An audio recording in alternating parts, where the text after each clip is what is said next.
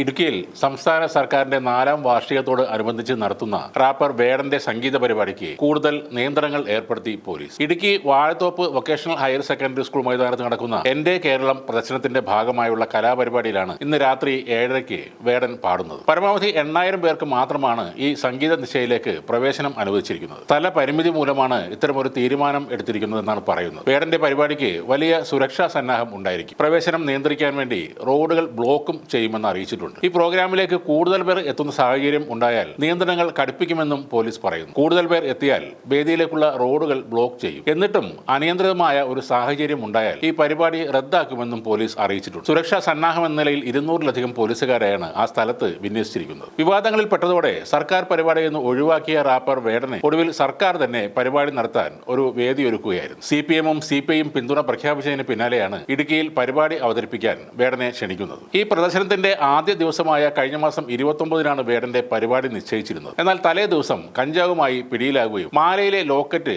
പുലിപ്പല്ലാണെന്ന് ആരോപിച്ച് വനം വകുപ്പ് ജാമ്യമില്ലാതെ കേസെടുക്കുകയും ചെയ്തതോടെ ആ പരിപാടി റദ്ദാക്കുകയായിരുന്നു. പുലിപ്പല്ല് കേസിൽ വേടനെ വനം വകുപ്പ് വേട്ടയാടുകയാണെന്ന് ആരോപിച്ചുണ്ടായ ജനപിന്തുണയും കേസിൽ നിന്ന് വനം വകുപ്പ് പിന്നോട്ട് പോയതും വേടനെ പരിപാടിയിലേക്ക് വീണ്ടും ക്ഷണിക്കാൻ ഒരു കാരണമായി. ഇന്ന് നിശ്ചയിച്ചിരുന്ന ആട്ടം കലാസമിതി ആൻഡ് തേക്കിൻകാട് മ്യൂസിക് ബാൻഡിന്റെ പരിപാടി മാറ്റിവെച്ചിട്ടാണ് ഇപ്പോൾ വേടന്റെ ഈ പരിപാടി ഉൾക്കൊള്ളിച്ചതെന്ന് സംഘാടകർ അറിയിച്ചു. കേസിൽ വനം വകുപ്പ് കുടുക്കിയതോടെ വേടന് അനുകൂലമായ ഒരു തരംഗമാണ് കേരളത്തിലെ രാഷ്ട്രീയ സാംസ്കാരിക രംഗങ്ങളിൽ നിന്നും സോഷ്യൽ മീഡിയയിൽ നിന്നും ഉയർന്നു വന്നത്. MV ഗോവിന്ദനും ബിനോയ് വിശ്വവും അടക്കമുള്ള ഇടതുപക്ഷ നേതാക്കളും വേടന് വേണ്ടി രംഗത്ത് വന്നിരുന്നു. CPM-ഉം CPI-യും വേടനെ പിന്തുണച്ച് രംഗത്ത് വന്നിരുന്നു. വേടനെ വേട്ടയാടാൻ സർക്കാരിന് ഉദ്ദേശമില്ലെന്നാണ് CPM സംസ്ഥാന സെക്രട്ടറി MV ഗോവിന്ദൻ സംഭവത്തിന് ശേഷം പ്രതികരിച്ചത്. തെറ്റ് പറ്റിയെന്ന് വേടൻ തന്നെ സമ്മതിച്ചിട്ടുണ്ടെന്നും സർക്കാർ നടപടി തിരുത്താനുള്ള അവസരമായി ഇത് കണ്ടാൽ മതിയെന്നുമാണ് ഗോവിന്ദൻ മാഷ് പ്രതികരിച്ചത്. അതുപോലെ പുലിപ്പല്ല് കേസിൽ വേടനെതിരായ സമീപനം ശരിയല്ലെന്ന് LDF കൺവീനറായ TP രാമകൃഷ്ണനും പ്രതികരിച്ചിരുന്നു. ഒരാഴ്ചയായി Vazhathoppu vocational higher secondary school മൈതാനത്ത് നടന്നു വന്ന വിപണന മേളയുടെ സമാപന സമ്മേളനം ഇന്ന് വൈകിട്ട് 5-ന് മന്ത്രി